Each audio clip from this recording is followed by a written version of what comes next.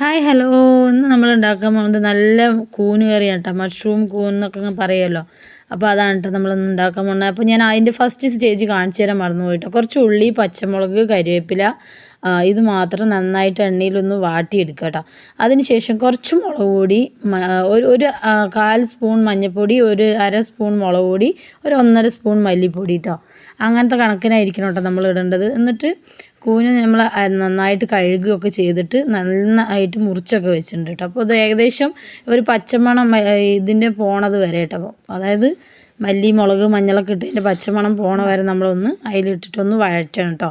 അതിന് ശേഷമാണ് നമ്മൾ കൂനിടുക. അപ്പോൾ കൂനിലിടുന്ന സമയത്ത് ഈ കൂനിനെ ഒന്നിട്ട് നമ്മൾ നന്നായിട്ട് ഉണ്ടാക്കിയ മസാലയിലൊന്ന് മിക്സ് ചെയ്തിട്ട് ഒന്ന് അടപ്പ് വെച്ചിട്ട് ഒന്ന് മൂടി വെച്ച് ഒരു 3-4 മിനിറ്റ് കഴിഞ്ഞാൽ അതൊന്ന് കുറച്ചിങ്ങനെ വെള്ളം അങ്ങനെ വരും. അപ്പോൾ ആ വെള്ളത്തിൽ കിടന്നിട്ടൊന്ന് സെറ്റ് ആവണം കേട്ടോ.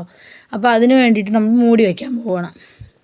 അപ്പോൾ നമ്മൾ മൂടി വെച്ചിട്ടുണ്ട്. ഈ സമയത്ത് നമുക്കൊന്ന് ചീരക്കറി ഉണ്ടാക്കാൻ കേട്ടോ, പരിപ്പ് ചീര.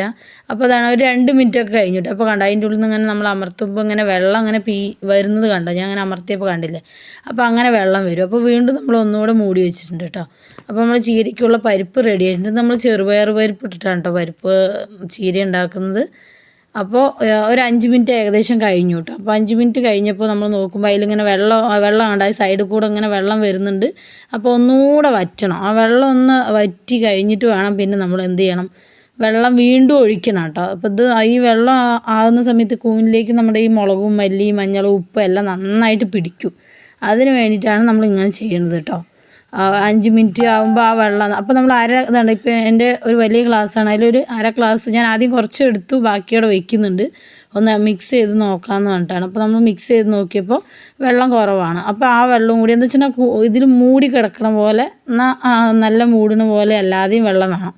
അപ്പോൾ ഈ ഒരു പരുവത്തിൽ നമ്മൾ വെച്ചു. ഇപ്പോൾ ഇതൊരു 10 മിനിറ്റൊക്കെ കഴിഞ്ഞപ്പോൾ ആ വെള്ളമൊക്കെ നന്നായി വറ്റിയിട്ടുണ്ട്. ഇനി നമ്മളിത് സിമ്മിലിട്ടിട്ട് വേണം കേട്ടോ ചെയ്യാൻ. അപ്പോൾ വെള്ളം കുറച്ച് അപ്പോഴേക്ക് ഇവിടെ നമ്മുടെ പരിപ്പും ചീരയ്ക്കുള്ള പരിപ്പ് റെഡി ആയിട്ടുണ്ട്. അതിൽ കുറച്ച് മഞ്ഞൾപ്പൊടി, ഉപ്പും മുളക് പൊടി ഇട്ടിട്ടുണ്ട്. പിന്നെ നമ്മൾ ജീരകവും ഉള്ളിയും ഒക്കെയാണ്. അപ്പോൾ ചീര ഇട്ടു. അപ്പോഴേക്ക് പിന്നെയും നമ്മളിത് കൂനുകറി നമ്മുടെ ഇവിടെ ആയിക്കൊണ്ടിരിക്കുകയാണ്.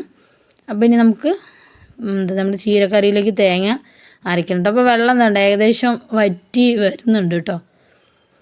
അപ്പോൾ ചീരക്കറി അതേപോലെ തന്നെ നമ്മുടെ ചീരയൊക്കെ വെന്ത് വരുന്നുണ്ട്. അപ്പോൾ നമ്മൾ നാളികേരം അരയ്ക്കുകയൊക്കെ ചെയ്യണം. അപ്പോൾ ഇതിലത്തെ വെള്ളം ഏകദേശം വറ്റിയിട്ടുണ്ട്. ഇത് നമ്മൾ റോസ്റ്റിൻ്റെ ഒരു ടൈപ്പായിട്ടാണ് ചെയ്യുക. പക്ഷെ കൂനിങ്ങനെ ചെയ്യുന്നത് തന്നെയാണ് കേട്ടോ നല്ലത്. അപ്പോൾ ഞാൻ ഇതിൽ ഇഞ്ചി, വെളുത്തുള്ളി, തക്കാളി അങ്ങനെയുള്ള സാധനങ്ങളൊന്നും ഇടില്ല കേട്ടോ.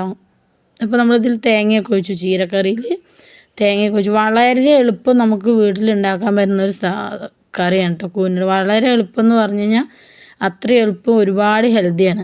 ഇത് ഞാൻ ഇടയിൽ കാണിക്കാൻ വിട്ടുപോയിട്ട് നമ്മുടെ വീട്ടിൽ 2 നെല്ലിക്ക ഉണ്ടായിരുന്നു. അപ്പോൾ നെല്ലിക്ക നമ്മൾ പച്ചടി ഉണ്ടാക്കിയതാണ് കേട്ടോ. അപ്പോൾ നെല്ലിക്ക തേങ്ങ നന്നായിട്ട് അരയ്ക്കുക. എന്നിട്ട് നമ്മൾ കടുക്, മുളകൊക്കെ ഇട്ട് വറവിടുക. അതിലേക്ക് തേങ്ങയും കടുകും കൂടി ഇട്ട് ഒഴിക്കുക. ഇച്ചിരി തൈര് ഒഴിക്കുക, വറവിട്ട് എടുക്കുക. അത്രയേ ഉള്ളൂ കേട്ടോ. സൂപ്പറാണ്. അപ്പോൾ അന്നത്തെ കറിയുണ്ട് ഇന്ന് ഉണ്ടാക്കിയ നമ്മുടെ കറികൾ, അതായത് ചീരയും പരിപ്പും, നമ്മുടെ നെല്ലിക്ക പച്ചടി, നമ്മുടെ കൂന് കറി അടിപൊളിയായിരുന്നു. അപ്പോൾ എല്ലാവരും ഇത് വീട്ടിലൊക്കെ ഉണ്ടാക്കി നോക്കുക. സൂപ്പറാണ്. അപ്പോൾ എല്ലാവരോടും ബൈ ബൈ. സപ്പോർട്ട് ചെയ്യാത്തവരൊക്കെ സപ്പോർട്ട് ചെയ്യുക. Bye bye.